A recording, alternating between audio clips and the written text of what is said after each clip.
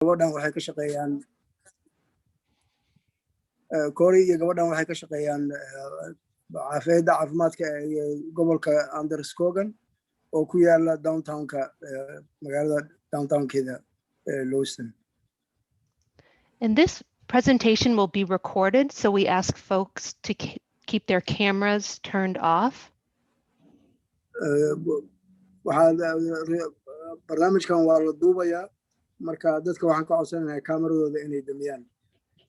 And we also will stop recording when they're at the end during the question and answer portion.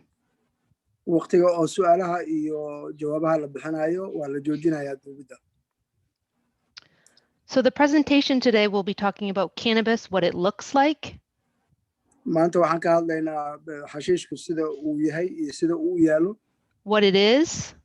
Waxa ay tahay. What it does to the brain. Maskaxda waxa ay gaarsiiso. Signs to look for. Signs to look for and where to go for assistance. Haddii aad u baahato marka caawinaad ama kaalmo meesha aad ka heli karto. And after Corey and I present, we'll be introducing Kathy Brady. Labadooda markaan anagu aan dhammayno waxaan soo dhaweynaynaa haddana Kathy Brady gabar kale waaye iyaduna ka hadli doonta arrimahaas. And she works at the Immigrant Legal Resource Center. Waxay ka shaqeysaa hay'adda la yiraahdo Immigrant Resource Center. And she'll be discussing cannabis and immigration law. Marka waxayna ka hadli doontaa sharciyada ka yaala dhinaca immigrationka iyo arrimaha xashiishka. Next slide.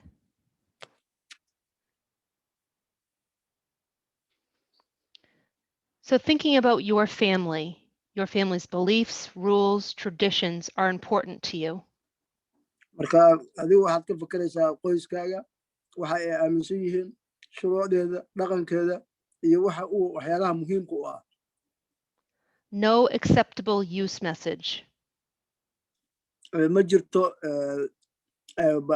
message ama fariin la aqbali karo oo yani go'aan ah. Even though it's not happening in your home, your child can be exposed to it outside of your home. Inkastoo gurigaaga dhexdiisa aan waxba lagu samayn, haddana waxaa laga yaabaa carruurtaadu inay dibadda ay kala kulmaan. Thinking of adolescence, it's a time to test family values and limits. Waqtiyada ka fakar oo dhalinyarada waa waqtiga ay tijaabiyaan kartidooda carruurtu marka ay banaanka u baxaan. And that does not mean you have to allow it or accept it. Marka qasabna kuguma aha inaad ama ogolaato ama aad aqbasho. On this slide, there are pictures of cannabis. Suuraddan waxaad ka arkaysaa sawirka xashiishka noocyo kala duwan ama qaabab kala duwan ah. Also known as marijuana. Waxaan loo yaqaanaa waxa kaloo loo yaqaanaa marijuana. The bottom left is a picture of a cannabis joint or a marijuana cigarette. Kan dhinaca bidixda waa xirmo oo baalkii ah maxay ahayd xashiisha ama sigaar. The top right is a blunt, which is a cigar, has a cigar wrapping. Kan kale dhinaca midigta oo kore waa sigaarka isagoo la duubay oo si sigaarka laga dhigay. The lower right is a marijuana water pipe, also known as a bong. Kan midigta oo hoose waa tuubada oo laga dhuuqo baalka marijuanada. And the top left is edible, and there's marijuana cooked into that brownie. Kan kale waa marijuana. Can you explain a little bit that? Sure, it's an edible, so cannabis or marijuana is baked almost like a baked good, but the marijuana is baked into that, and so folks eat it. Waa mid lagu dubay ama lagu kariyay meeshaas oo lagu diyaariyay xashiishkii. And cannabis use can lead to dependence or addiction. Xashiishka waa loo baran karaa wuxuu horseedi karaa in qofku u barto oo jirkiisu qabatimo. which means a young person may have a difficult time stopping use. taas macnaheedu waxa weeye dhalinyarada yarka ama carruurta yar hadday bartaan inay adkaanayso siday u joojiyaan. Next slide, please. So thinking of the brain and brain development. waxaan ka hadlaynaa hadda maskaxda iyo sida horumarka yani sida ay u korto maskaxdu. Our brains are still growing and developing until we're around 25 years old. ilaa da'da 25 weli qofka maskaxdiisu way koraysaa oo way sii socotaa. And cannabis can affect a number of different functions of the brain. Cannabis ama xashiishkuna wuxuu wax u dhibi karaa waxyaalaha aan soo sheegi doono oo ah shaqooyinka maskaxdu ay qabato oo muhiimka ah. Like learning, memory, alertness. sida waxbarashada, xasuusta ama soo jeedida yani digtoonaanta ahaanta yani qofku inuu maskaxdiisu inuu soo jeedo oo wax walba uu dareenkiisa yani. Concentration and coordination. inuu wax uu focus gareeyo oo wax uu ku mashquulo ama inuu wax isku xiridda. Balance, reaction time. miisaanka isu miisaamidda sida wax loo miisaamo oo wax lasuu qiyaaso iyo ka falcelinta waqtiga uu qofku wax ka falcelinayo. And lastly, decision making. iyo go'aan gaarista. And we use these functions all the time. waxyaalahan waa waxyaalo aan u baahanahay mar kasta aan samayno. Next slide, please. So next, we're going to talk about some signs that your child may be using cannabis or other substances. waxaan ka hadlaynaa hadda slide-kan soo socda calaamadaha lagu garto مثلا ilmahaagu hadduu مثلا uu isticmaalo maadadan. So these are going to be some physical and some behavioral signs that you can look for. marka waa calaamadaha aad ku arki karto jir ahaan iyo maskax ahaanba marka unugu ama qofku uu qabatimo maadadan xashiishka. So the first is red or droopy or heavy eyelids, especially with cannabis, you'll see red eyes. marka waa indhihiisu sida ay u yaalaan gaduudkaas oo indho soo buuxan oo soo taagana. Another sign may be a person who's stumbling or they're falling or they don't have good coordination. qofkii oo aan miisaanka aan lahayn ama iscelin karin oo aad moodo inuu dhacayo ama uu sii kufkufayo maartay uusan jirkiisa controli karin. Another sign is the pupils will either be very large or very small in the eye. And the pupil is the black part of the eye. calaamad kale waxa weeye isha inta madowga meesha madow oo isha waxaad arkaysaa ama inay ballaarato ama inay yaraato. pupilka ama meesha isha madowna waa isha marka la kala qaado barta madow oo ku taalo isha dhexdeeda. Another sign is that your child may be taking less care in how they look. So they're not showering or they're not grooming. midda kale waxa weeye ilmahaaga waxaad arkaysaa inuusan isdaryeelayn uusan kala jeclayn مثلا sida tintiisa u taalo dharkiisa ama inuu shanlaysto oo kaleeto yani daryeelkii qof ahaaneed ayaa aad u arkaysaa inuu qof dayacan yahay aanu kala jeclayn waxba. With cannabis, another big sign is smelling something you're not familiar with. waxaa kaloo caana inaad uriso waxyaalo aadan horey u arki jirin. So with cannabis, burning it will make it smell sort of like a skunk, but you'll smell it on either in the room or on their clothes. waxaad ka urin kartaa qolka ama dharkiisa ama meelaha waxa ku wareegsan oo dhan. And they may also use room deodorizers or body sprays to try to cover the smell. marka si ay urkaas u baabiyaan marar badan waxay isticmaalaan sprayga waxyaalaha la isku buufiyo oo carfiso la isku buufiyo sida barafuun oo kaleeto si aadan u dareemin urka ziyaadada. So other signs are they're maybe just starting to break rules or they're doing so more frequently. Waxa calaamad kale oo arki kartaa waxa weeye shuruucdii guriga u tiiday ama waxay dhaqankii la isku ogaa in cunugii oo jabinaya oo aan raacaynin tusaalooyinkii iyo wixii adiga aad bartay. They may have a more negative or a more disrespectful attitude towards you. waxaad ka arki kartaa ixtiraam darro ama inuu yahay ixtiraamkii uu ku hayay oo ka taga cunuga. They may suddenly be hanging out with friends you don't know. waxaad arki kartaa saaxiibo oo isagoo oo wata saaxiibo adiga aadan aqoon. They may start hiding things from you or being secretive.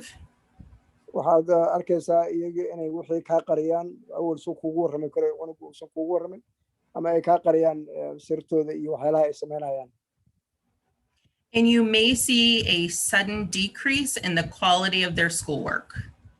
waxaad arkaysaa marka dambe waxaa la gaaraya iskuulkii in lagaaga yeero oo skoorkiisa cunuga darajaadkiisa iskuulka uu ku haystay oo hoos u dhaco. Some of these signs are normal. waxyaalahan qaarkood waa waxyaalo iska caadi oo carruurta caadiga xataa mararka qaarkood lagu arko. But if they start suddenly or seem more frequent than other children you know, laakiin marka ay dhacaan si isdaba jooga u dhacaan ama si ka ziyaada ah carruurta kale oo aad taqaanid, or you just have a feeling that something isn't right, this may be a sign that they're using. ama adiga laftaada aad dareento oo dareen uu ku galo in xaaladdu aysan caadi ahayn macnaheedu waxa weeye waxay isticmaalaan maadadan. So you may be wondering what you can do or where to go if you suspect a problem. marka hadda waxaa laga yaabaa inaad ka fakarayso haddii aad markii aad waxaan dareento maxaad qaban kartaa xageed se aadi kartaa oo kaalmo ka heli kartaa. So the first thing and most important is to keep talking to your child. tan ugu muhiimsan waxa weeye carruurtaada inaadan ka joojin hadalka oo mar walba aad la hadashid oo xiriirkiina uusan go'in. It's important to not only talk, but to listen to them as well. keliya maaha inaad la hadasho waa inaad dhegaysataa oo isaga laftiisa aad dhegaysato ra'yigiisa iyo waxa uu ku leeyahay markaad wada hadashaan. And don't give up even if they don't want to talk to you. ha isdhiibin oo ha dhihin shaqo kuguma lihi oo ha isdhiibin maaragtay ilaa xitaa haddii uusan rabin inuu kula hadlo yani isku day mar walba xiriirkiina inuu joogto ahaado. You can ask questions about their friends. waxaad weydiin kartaa su'aalo ku saabsan oo kormeer oo saaxiibadiis iyo waxa ay yihiin iyo waxay qabtaan ah. You can monitor or limit their internet and phone use. waxaad xadidi kartaa isticmaalkooda internetka iyo isticmaalka telefoonka. You can ask about differences that they are encountering or new things that they're seeing.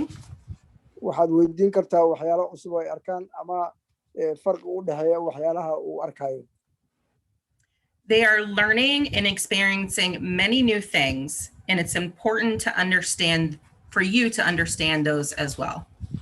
waxyaalo badan cusub ay baranayaan marka adiga ka waalid ahaana waxaa laga baahan waxyaalahaas inaad la barato oo aad fahamto waxa ay yihiin. It's important to set clear limits and expectations about not using. waxaa laga rabaa inaad samayso sharciyo cadcad iyo waxyaalaha laga filan karo haddii aan la isticmaalin waxyaalaha adiga aad shuruucda guriga u taalla ama waxyaalaha aad amrayso adiga aad leedahay hala sameeyo. And to be consistent with enforcement if they break rules. oo aadna ku adkaato oo aad ku adkayso in aad fuliso waxyaalaha loo baahan yahay haddii oo lagu socon waayo waxa adiga aad dhigtay. Other things you can do is to share information and reach out to your community. Waxa kale oo aad samayn kartaa inaad warwadaag la noqoto dadka kale oo communitygaaga ama bulshadaada ka mid ah si ay ku caawiyaan. Reduce access. So if you have any substances in your home, you want to keep those out of sight, out of reach, and locked up. Haddii matalan waxyaalaha aad ku aragto xashiishkii guriga lasoo geliyo waa inaad isku daydaa inaad ka dhaqaajiso oo uusan arag si aysanna gaarin meel uusan gaarin aad ku xarayso. And this can include any prescription medications that you may take. Waxaa ka mid ah daawooyinka oo nafsiga oo la qoro ama dhakhaatiirtu ay qoraan inaad ka fogeyso oo ilmuhu uu maarta uusan meel uusan ka gaarin inaad ku xaraysato. And finally, seek help so you can talk to your child's doctor or other professionals. Ugu dambeynna waxaa la rabaa inaad la hadasho dhakhtarkaaga ilmahaaga dhakhtarkooda ama xirfad-yaqaanka kale oo caafimaadka si aad uga hesho kaalmo aad u heshid kaalmo adiga wax kaa caawiya arrintan. So here are some resources that you can try. meelaha aad isku dayi karto oo aad caawinaad weydiisan karto waa kuwa waxyaalaha soo socda. These include people in your child's school. Sorry? This includes people in your child's school. Waxaa ka mid ah dadka jooga iskuulka carruurtaada. Your family doctor. Dhakhtarka qoyskaaga. And calling 211 for resources. Waxaad kaloo wici kartaa telefonkan oo iska furan 211 oo aad weydiido xageen caawinaad ka heli karaa arrintan ay haysatee. Thank you. Next, we have Kathy Brady from the Immigrant Resource Legal Center to talk about the law. Gabadhan soo socota waxay nagala hadli doontaa sharciga iyo dhinaca immigrationka iyo xashiishka waxyaalaha ku saabsan. As a reminder, we will stop recording after Kathy's presentation so that we can have question and answer period. Gabadhan markay dhammayso oo Kathy markay dhammaydo waa joojinaynaa duubidda la duubayo barnaamijka si qof walba haba si xora uu su'aashiisa iyo uu u dhiibto ra'yigiisa.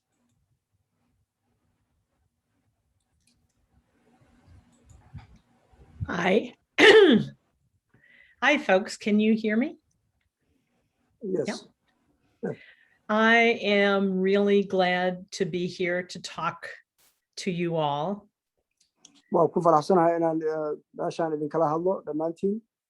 I am located in California, 3,000 miles away. Meel 3,000 oo mayl u jirta meesha aad joogtiin oo California ayaan joogaa. But I am talking to you because I have worked a lot with immigration and marijuana. Waxaan idinla hadlayaa sababtan idinla hadlayaa waxay tahay wax badan ayaan ka soo shaqeynayay barnaamijkan xashiishka ama marijuanaha iyo sida uu shuruucdii oo ka taala dhinaca immigration ama socdaalka. So before I start the PowerPoint, I would like to say just a few things about immigration and crimes. Intaanan bilaabin slideyada sawirada waxaan rabaa waxyaalo inaan ka sheego dembiyada iyo immigrationka ama socdaalka waxa dembi noqon kara. The law governing immigration and crimes is not that fair, and it is kind of dangerous. A small criminal conviction can cause big problems. Sharciyada oo immigration ka yaala oo saameeya dembiyadu ma aha mararka qaarkood mid cadaalada waayo mid dembi yar oo aan wax weyn kula muuqan ayaa dhib badan qofka u geysan kara marka uu rabo inuu xuquuqdiisa doonto. For example, any conviction for domestic violence can cause you to be deported? مثلا waxaa ka mid ah dembi kasta oo xukun lagu rido marka aad qoyskaaga dhibaato intay ka dhacdo aad ku lug yeelato oo ama nin iyo xaaskiisa ama caruur aad yani guriga dhibaato ka dhacda qofku hadduu ku lug yeesho oo la xiro sharciga yaal waxa weeye in lagu tarxiili karo waddanka laga dhoofin karo. But drugs are even worse. Even a small drug conviction can cause you to be deported. daroogadu waa ka sii daran tahay oo midda ugu sahlan daroogooyinka haddii lagu xukumo dalka waa lagaaga dhoofin karaa sharciga yaala. They include, and I hope I pronounce this right, CAT, K-H-A-T. They include CAT as an illegal drug in the United States. waddankan waxaa ka mid ah maadooyinka maandooriyaasha ama daroogada waxyaalaha loo yaqaano qaadka ama jaadka qof walba sida uu yaqaano oo ah maado oo caleen oo kolley mujtamaceena aad looga yaqaano waddankii markii la joogay. So if your kids or you or anyone ever gets arrested for anything, which sometimes happens, you tell your public defender, I need immigration advice on this case. I will not go forward until we talk to an immigration lawyer. marka haddii ay dhacdo qof oo bulshada ka mid ah in lagu qabto arrimahaas waxaa la yaabaa inaad dalbatid intaadan hore u socono kiiskaaga aan la process garayn inaad dalbatid qofku difaaca ama lawyer shaqadan yaqaano oo immigration lawyer. Because often, if we get into the criminal case, we can make it turn out okay. But afterwards is very difficult.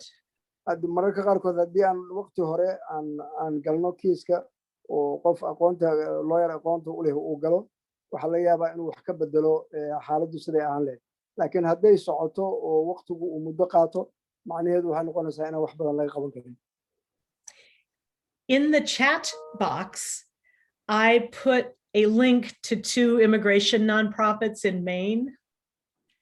Does that work for folks? meesha lagu sheekaysto halkan oo ka muuqata haddaad akhrisid waxay ku qortay 2 hay-adood oo Maine jooga oo arrimaha immigrationka iyo soo galootiga ka shaqeeya. Okay. The phone number is wrong. Ignore the phone number. telefonku yahay wuu qaldan yahay laakiin iska ilooba kaas laakiin inta kale waa la qaadan karaa.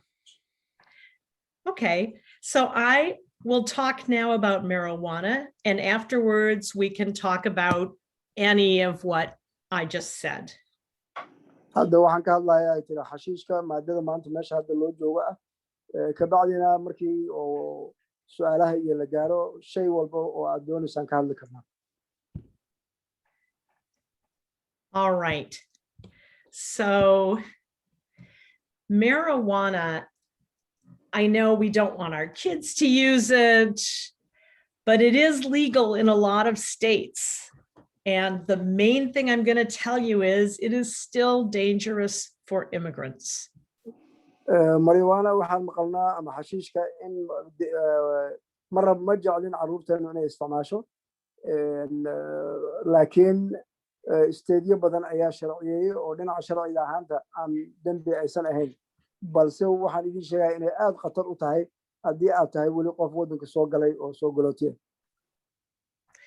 So again, my name is Kathy Brady, and I work at a nonprofit in California, and this is what I want to talk about. marka sidaan ayaan doonayaa inaan ka hadlo magacayga Kathy Brady aliira waxaan u shaqeeyaa hay-ad aan faa'iido doon ahayn oo dhinaca sharciga iyo arrimaha soo galootiga ka shaqeysa oo saldhiggeedu yahay California. So here in the United States, the federal government, the national government, has very different laws on marijuana than the state government, like Maine or New York or California.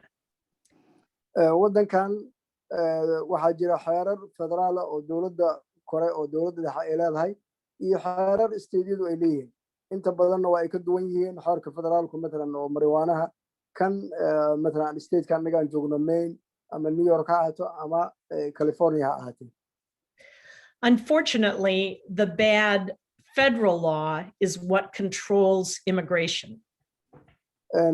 Immigration kana sidiisaba ama socdaalka iyo arrimaha la xiriira ama baasboorada iyo waxyaalahaas waxa lagu dabaqaa shuruucda federaalka kuwa state ku shaqo kuma laha.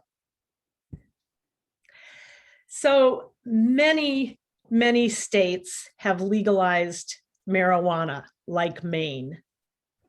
Stateyo badan gobollo badan oo Mareykanka ka mid ah ayaa sharciyey marijuana oo fasaxay oo in cid kasta iibsan karta haddii qaangaar tahay sida Maine oo kaleeto. And it looks like it's not a crime because there are things like these buses that advertise it. Marka waxaan la filayaa inaysan dambi ahayn waayo basaska magaalada wareega wadada isteediyada oo sharciyey oo dacayad u sameeya maartay marka meelahaas dambi kama aha. I took this photo using my phone in the middle of San Francisco when I was on my way to warn immigrants that marijuana is illegal, that weed is illegal for them. Baskan waxa basaska waxa dacayadeeyo oo aan mobilkayga aan ku sawiray San Francisco dhexdeeda. Oh, and you could say the bus says order weed, which is marijuana, online. It's not a crime. Waxa ku qoran baska waxaad ka dalban kartaa online xashiishka dambi ma aha. So 18 states, the blue, let people use medical marijuana. 18 gobol oo kuwa khadkaas buluuga ayaa ogolaaday waxa loo yaqaano medical marijuana oo ah xashiishka in loo cuni karo baahi caafimaad. Right. And another 18 states like Maine, medical and recreational marijuana. Kuwa kalena 18 kalena sida Maine oo kaleeto si caadi ah u fasaxeen oo in hiwaayad ahaan loo isticmaali karo oo qofku hadduu iska rabo inuu isaga raaxaysto inuu gadan karo ayaa la fasaxay. So this is just a list of the states. I'm going to go on. Kana waa liisaska oo isteediyada waa ka gudubnaa. So states like Maine say it is perfectly legal if you are an adult, but the federal government says marijuana is like cocaine or heroin. Marka mushkiladda jirta waxa way Maine oo kale waxay ku leedahay haddii aad qof qaangaar tahay xashiishka si caadi ah u iibsan kartaa ama cuni kartaa laakiin xeerkii federaalku wuxuu ku leeyahay waxay la mid tahay cocaine yani daroogada waaweynka iyo marijuana isku meel ay ka joogaan.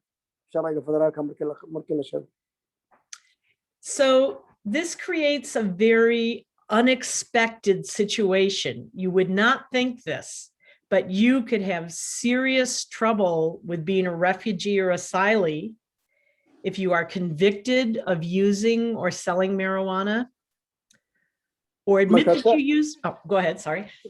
Marka tani waxay keeni kartaa dhibaato weyn ay ku keeni kartaa haddii aad tahay qof ama soo galootiyo isdhiibay ama qof qaxootinimo dalka ku yimid haddii lagugu helo inaad ama isticmaalaysay ama aad iibinaysay ama aad wadatay xashiish inkastoo stateka ay leedahay sharci waa la fasaxay. Also, if you admit that you have used it, or if you work in the industry, if you work in a store, or if you work in the fields. Marka waxa kaleeto oo aad dambi kugu noqonaysaa haddii inta lagu qabto aad ictiraafto oo tiraahdo waan isticmaalay waa dambi haddii aad ka shaqayso istoorada ama dukaamada lagu gado ama meelaha lagu iibo iyaduna waa dambi kale. So please tell your friends about this. Many people do not understand this because no one tells them. Marka fadlan gaarsiiya dadka asxaabtiina waayo kuwa badan oo asxaabtiina ama dadka kamidi ma oga shuruucdu inay sidaas tahay waxay u haystaan haddii la yiri state ku fasaxay inaan cudana qabsan karin. But it is true. I have consulted with people who were deported or could not become citizens or could not get a green card just because they admitted marijuana use. aniga waxaan arrintan idinku sheegayaa waayo waxaan la kulmay dad badan oo ama oo la tarxiilay ama oo waddanka laga dhoofiyey ama loo diiday inay noqdaan dhalashada waddanka qaataan ama xitaa green card inay qaataan simply laanno waxay ictirafeen inay tahay inay isticmaaleen xashiish. So this is some technical stuff about what happens to you. I will say, if you are a refugee or an asylee or applying to asylum, it's not quite so bad if you have possessed it. It's not good, but it's not quite so bad. Excuse me, what's that word that you use? Can you say it again? Yes. If you are a refugee, or if you are applying for asylum, then possession is not quite so bad. It's a little better rules for that. So, yeah. Marka haddii aad tahay qaxooti ama aad dalbanayso asylum, haysasho yani marka haysasho mararka qaarkood aad uma adka yani ma daran. For example, if you have refugee status and then you go to your interview to get the green card. مثلا waxaa tahay qof qaxootinimo waddanka ku yiri mid waxa lagugu yeeray interview si aad green card raaga u hesho. They might say, have you ever used marijuana? Waxay ku weydiin karaan weligaa ma isticmaashay marijuana? And you might say, yes, now that it's legal, I tried it. waxaad oran kartaa hadda waa la fasaxay oo state-kayga fasaxay marka waa isku dayay yani waxaan isku dayay waa tijaabiyay yani. If you say that, you are inadmissible and you have to make a new application for a waiver to say, please forgive me.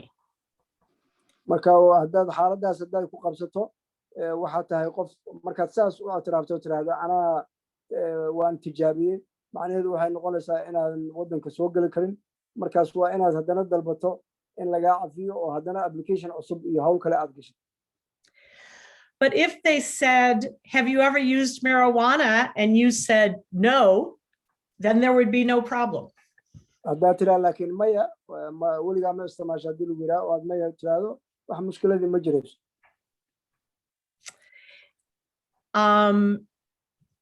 So it is better legally to be a refugee or asylee, because if you said yes, it's probably you will get the forgiveness.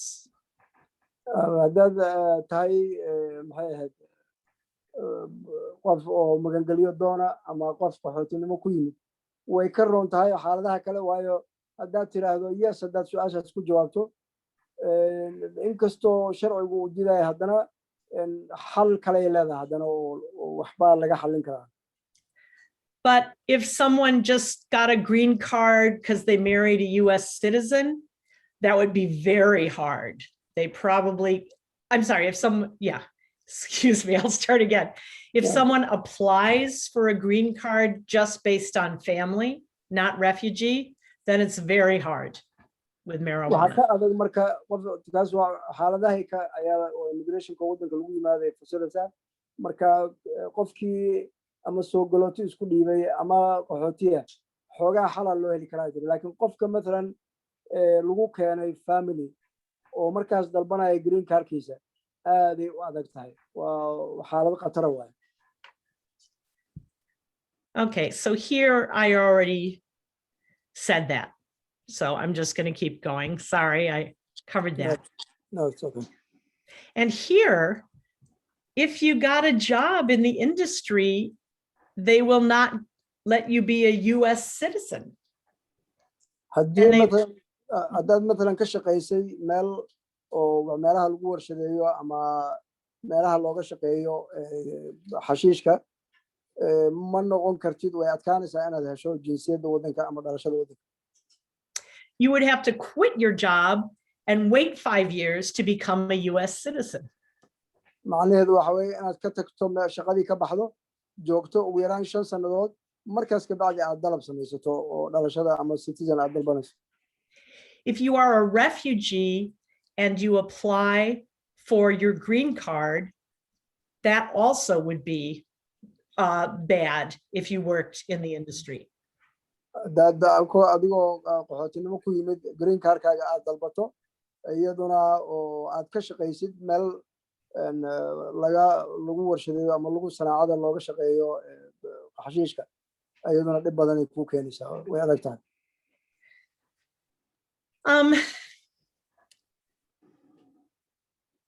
Okay, what if you had a conviction, like from before it became legal in Maine? مثلا ka waran marka maxaa dhacaya haddii loo xukun oo xashiish ku saabsan ama drug ku saabsan uu kugu dhacay intii aan la sharciyeen arrintan xashiishka oo Maine oo kaleeto mithaal yani. That might be dangerous. You need to talk to an immigration lawyer. arrintaas aad ay khatar u tahay waa inaad la hadasho lawyer ama abukaate oo dhinaca immigrationka. So how does immigration find out about your history with marijuana? marka immigrationku sidee u ogaanayaan waa su'aal la isweydiin karo sidee ku ogaanayaan qofka inuu ama la xukumay ama inuu soo isticmaalay ama inuu ka soo shaqeeyo waxyaalaha aan ka soo hadalno.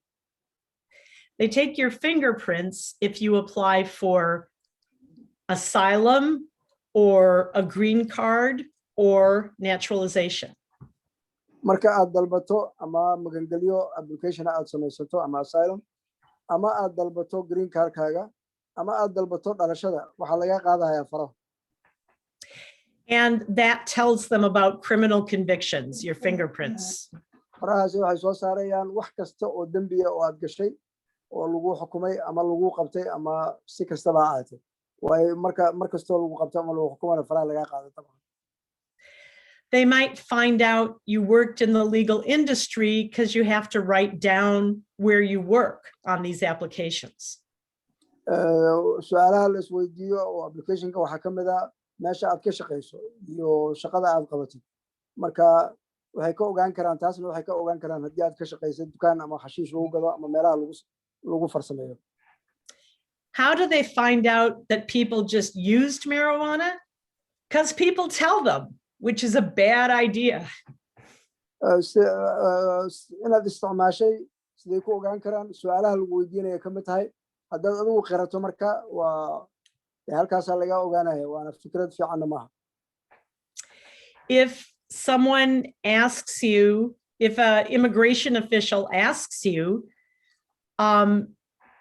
just stop and say, I want to talk to a lawyer. I don't want to answer.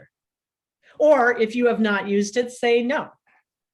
marka haddii aadan weligaa isticmaalin no dhe haddii aad ka shakido ama uu kugu istaajiyo ninka immigrationku waxaad ku tiraahdaa waxaan rabaa inaan la harko adoo lawyerkayga ama lawyerka immigrationka abukaate ama qof ii dooda oo sharci yaqaana.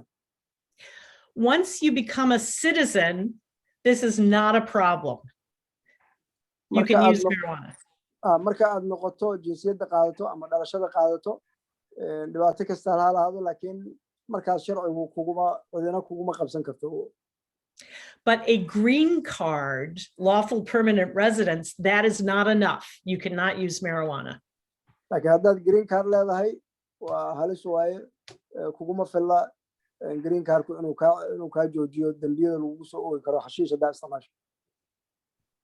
Okay, so here is advice. Don't use marijuana until you are a US citizen, naturalization. marka taladaydu waxa waaye oo aan kula talinayaa ha isticmaalina xashiish haddii laga maarmi waayana inta aad ka qaadanayso maxay ahayd jinsiyadda ama dhalashada cala alaqal. Do not work in the marijuana industry. Don't work in the shops. ha ka shaqayn dukaamada lagu iibiyo ama meelaha lagu farsameeyo xashiishka. Don't wear the t-shirts. Don't have photos on your phone. Don't let your kids do that. especially if you cross, well, you're not crossing a border right now, but yeah. marka waxyaalaha dacaayadooda oo t-shirtkiska ama waxyaalaha lagu dacaayadeynayo iska ilaali carruurtaadana ha u ogolaan. Nothing on Facebook. Immigration looks at your Facebook and social media. Social media-haaga immigrationku way eegaan marka Facebook-gaagana waxba ha ku qiran ama ha ku dacaydeyn ama ha uga hadlin iska ilaali iyadana waayo meel walba waa la baarahaya. Okay. If some people really need medical marijuana, and if you do, maybe we can work it out, but you need to get a legal consult. haddii dhinaca caafimaadka daraaddees aad ugu baahato xashiish in dhakhtar ama kugula taliyo ama baahi caafimaad ay jirto intaadan isticmaalin fadlan weydiiso talo looyarada oo immigrationka. And this is important for all immigrants. When you travel outside the US, your rights change. It's kind of dangerous. You need legal advice before you travel, especially if you've ever used marijuana. haddii aad safraydana way ka daran tahay sharciyadu aad u adag yihiin marka haddaad marka aad safrayso waxaa fiican inaad la tashato avocateel ama lawyer immigration gaar ahaan haddaad isticmaashay ama laga yaabo inaad isticmaasho xashiish. Okay, is there any hope? And this is Western culture, a unicorn and a rainbow, which means hope.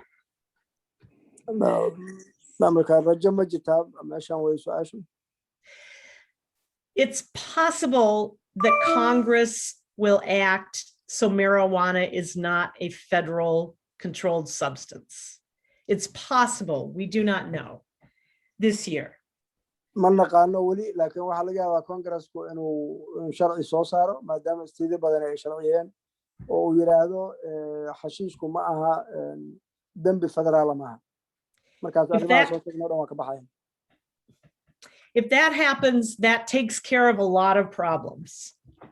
haddii taasi dhacdo wax kasta oo waxyaalihii aan ka soo hadalno dhan ama mashaakiladii aan dadka oo soo galootiga haysto dhan meesha way ka baxayaan oo la xiriiray maadadan.